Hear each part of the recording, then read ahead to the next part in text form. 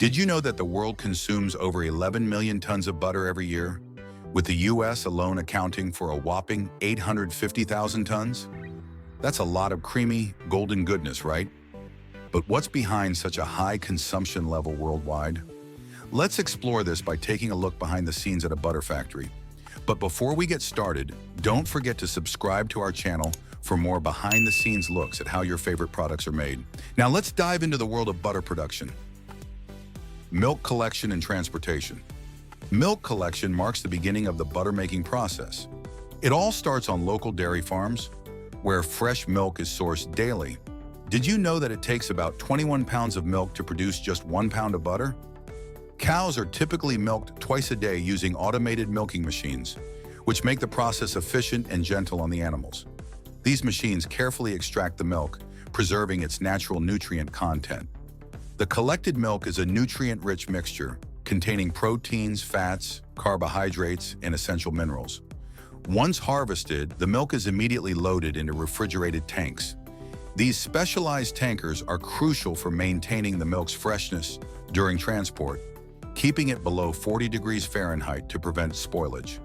The journey from farm to factory is a carefully coordinated process, ensuring that the milk arrives in the best possible condition for butter production. But what happens next in the factory? How does this fresh milk transform into butter? Cream separation. Upon arrival at the factory, the milk undergoes rigorous testing. These tests check for fat content, bacteria levels, and any potential contaminants, making sure the milk is safe and ready for further processing. Fat content is particularly important because it directly impacts the butter's richness and texture. Once the milk passes these tests, it's time for centrifugal separation. In this process, the milk is poured into a centrifuge, a machine designed to spin the milk at incredibly high speeds. This spinning action separates the milk into its two main components, cream and skim milk. The cream, which contains the higher fat content, is what will be used to make butter. The lighter skim milk, which has most of the fat removed, is separated and often used in other dairy products like cheese or yogurt. This centrifugal separation is a key step in the butter-making process, as it isolates the cream needed for butter production. With the cream now separated, it's ready to continue its journey through the factory. Pasteurization. Once the cream is separated, it undergoes a process known as pasteurization. In this step, the cream is heated to a specific temperature, typically around 85 degrees Celsius, for a short duration. This heating process is essential because it kills any harmful bacteria that may be present in the cream, ensuring that the final butter product is safe for consumption. Additionally, pasteurization extends the butter's shelf life, making it last longer without losing its quality. Immediately after the cream is pasteurized, it's quickly cooled down. This rapid cooling is important because it stabilizes the cream and prepares it for the next stage in the butter-making process. With the cream now pasteurized and cooled, it's ready to move on to the churning process, where the magic of turning cream into butter truly begins. Churning. The cream, now aged and ready, is transferred to large churning machines. These machines are designed to agitate the cream at high speeds in order to turn the cream into butter. Interestingly, this process mimics traditional hand churning, but on a much larger scale. As the cream is churned, the fat globules within it start to clump together. This clumping action forms the solid butter we know, transforming the once liquid cream into a thick, rich product. During this churning process, an interesting separation occurs. The butter forms and separates from the liquid part of the cream, known as buttermilk. Historically, buttermilk was a common byproduct of buttermaking and has been used for centuries in baking and beverages. Today, it's still valued for its tangy flavor and versatility in the kitchen. The buttermilk is drained off and can be repurposed, ensuring nothing goes to waste in the production process. Washing and working the butter. After the butter is formed and separated from the buttermilk, it moves on to the washing and working stage. The freshly churned butter is first washed with cold water to remove any remaining buttermilk. This washing helps the butter maintain a clean taste and significantly extends its shelf life.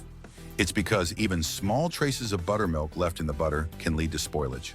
Once the washing is complete, the butter undergoes the kneading process. Kneading, also known as working the butter, involves folding and pressing it repeatedly to achieve the desired consistency and texture.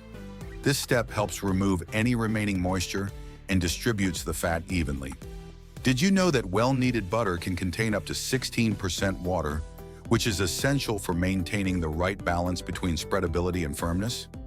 With the butter now washed and worked, it's perfectly prepared for the next stage in the production process.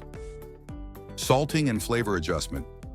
The amount of salt in butter can vary, typically ranging from 1.5% to 2%. This might seem like a small amount, but salt plays an important role in the final product. Not only does it enhance the flavor, making the butter richer and more savory, but it also acts as a natural preservative. The addition of salt during this process is carefully controlled to achieve the right balance of taste and preservation in the butter.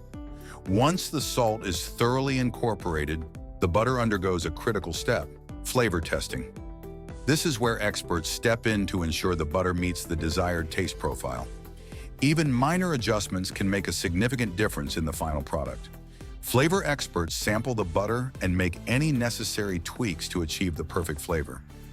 Whether the butter is destined to be unsalted, often preferred in baking for its pure taste, or salted for everyday use, consistency and flavor is key. This attention to detail makes sure that every batch of butter is just right, whether it's being spread on toast or used in a recipe. Forming and packaging. In the forming and packaging stage, the butter is first shaped into its final form. This process involves using molds or extrusion machines to shape the butter into blocks, sticks, or other forms, depending on the packaging requirements and the market it's being sold to.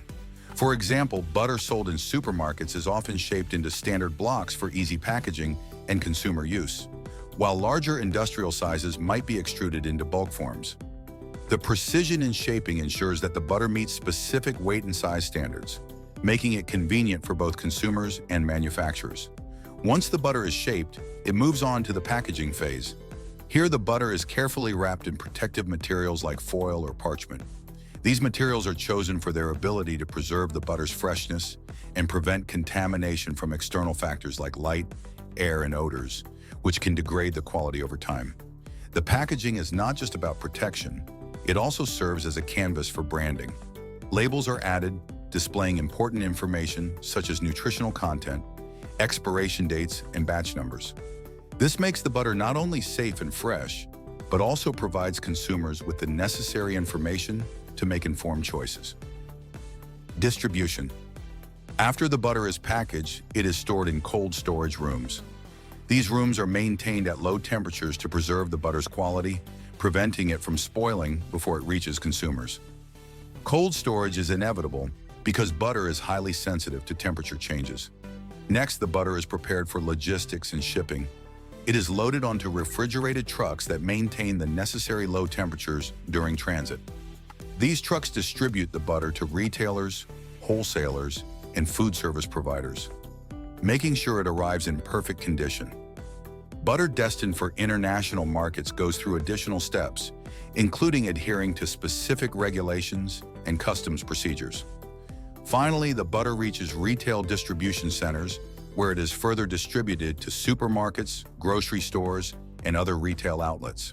From there, it becomes available to consumers, ready to be purchased and enjoyed in households around the world. And there you have it, the journey of butter, from fresh milk on the farm to the final product in your kitchen. Each step in the process, from churning and washing to packaging and distribution, is carefully executed to deliver the butter.